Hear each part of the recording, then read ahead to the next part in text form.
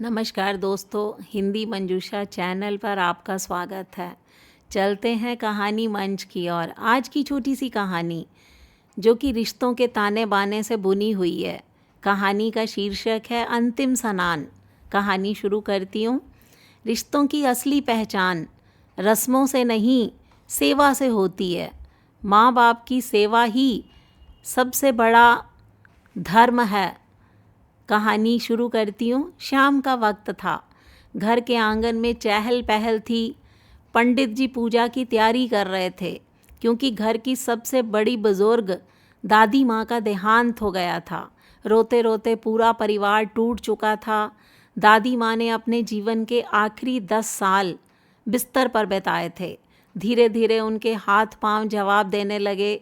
डॉक्टरों ने साफ कह दिया, अब दवाइयाँ नहीं, केवल सेवा ही उनकी ज़िंदगी बढ़ा सकती है। तब बड़ी बहू और छोटी बहू ने साफ मना कर दिया। बड़ी बहू ने कहा, मैं पहले ही घुटनों और ब्लड प्रेशर की मरीज़ हूँ, मुझसे यह संभव नहीं। छोटी बहू ने कहा, मेरे छोटे छोटे बच्चे हैं, दिन रात की देखभाल मुझसे ना होगी। तब मंजली बहू शोभा, उसने कहा, माँ मेरे पास रहेंगी, ये मेरे लिए माँ नहीं भगवान हैं, मैं इनकी सेवा करूँगी।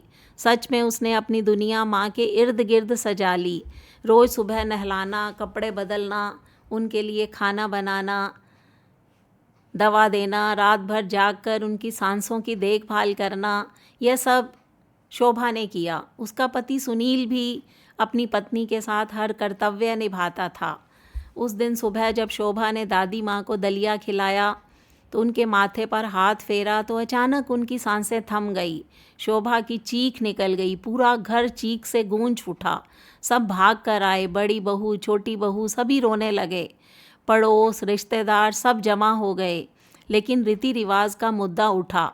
तब ताई सास ने सख्त आवाज़ में कहा, बीच वाली बहू दादी माँ को हाथ नहीं लगाएंगी। हमारे समाज में यह वर्जित है।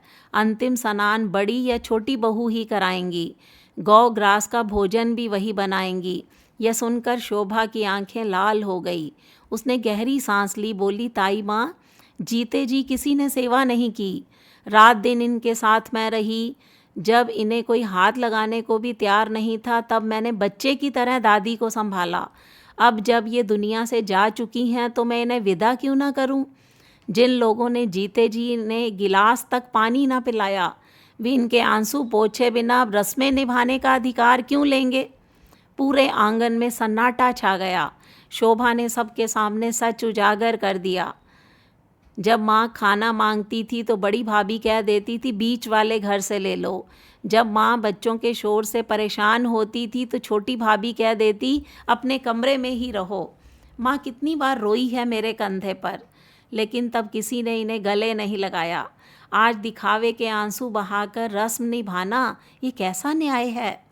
बड़ी और छोटी बहू की गर्दन शर्म से झुक गई। ताई सास की आंखों से आंसू बहने लगे।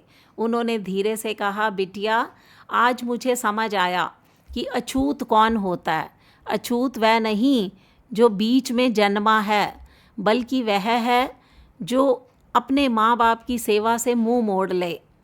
आज से मेरा फैसला है कि तेरी सास को अंतिम स्नान तू ही कराएगी। गौ ग्रास का भोजन भी तू ही बनाएगी। मुखाग्नि तेरा पति सुनील ही देगा। यही असली धर्म है।